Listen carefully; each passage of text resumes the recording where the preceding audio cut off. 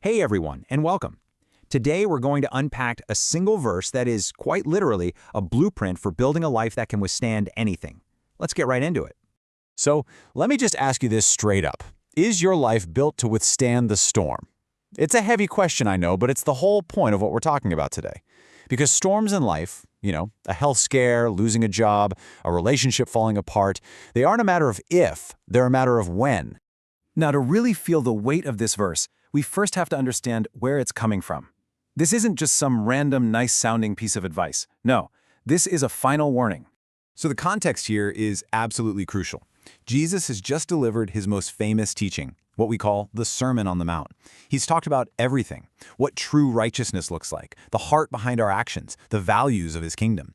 And this verse, it's not an afterthought. It's the final urgent plea. Don't just listen to all this. You have to do something about it.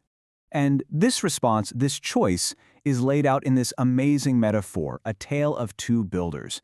It's such a simple story, but it has these massive, eternal consequences. And it all boils down to one critical choice.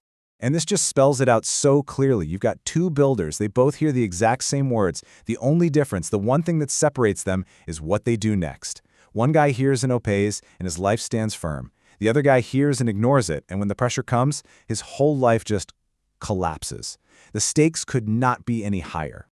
Okay, so here's our goal for the next few minutes. We're not just going to understand this verse, we're going to make it part of us. We're going to build it together piece by piece so you can carry it around in your head and in your heart. You with me? Let's memorize this thing. So the verse kicks off with one incredibly powerful word, therefore. This little word connects everything. It's like Jesus is saying, okay, because of everything I just taught you about my kingdom, here's what you need to do about it. It's the ultimate call to action. Let's just start right there. Say it with me. Therefore. All right, next piece. Everyone who hears these words of mine. Now notice this applies to everyone. No one is left out.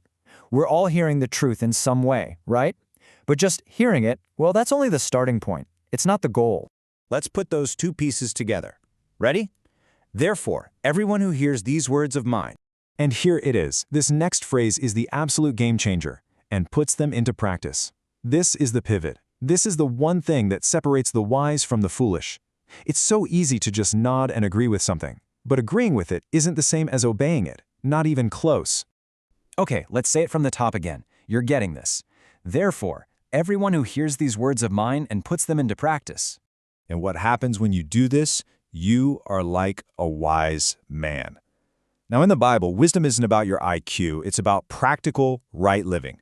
A wise person is someone who prepares, who thinks long-term, and most of all, acts on the truth they know. All right, let's add that on. You know the rhythm now. Therefore, everyone who hears these words of mine and puts them into practice is like a wise man. A wise man who built his house. This is where it gets really personal. That house, that's not a building. That's your life. It's your character, your decisions, your relationships, your future. You are building that house every single day. We are so close. Let's put it all together so far. Ready? Therefore, everyone who hears these words of mine and puts them into practice is like a wise man who built his house. And what is he building on? The foundation, on the rock. The rock is Jesus Christ. It's his unchanging, unshakable truth. It's the only thing that provides real stability when everything else feels like it's shaking. It's strength when the pressure is on. We did it. We built the whole verse. Let's say it one more time, all together, from memory if you can.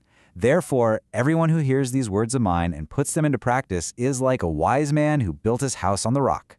Fantastic. You've got it. So now that we know the verse, the real work begins, right? We have to move from just knowing this blueprint to actually living it, day in and day out. And that brings us to a really challenging question for our time.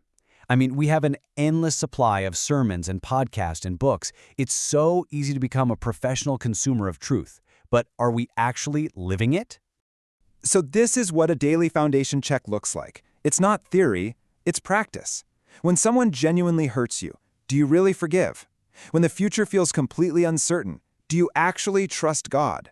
When no one else is looking, do you choose integrity? That's building on the rock.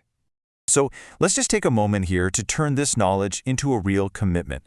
Let's make this our prayer. Lord, help us move from just listening to living.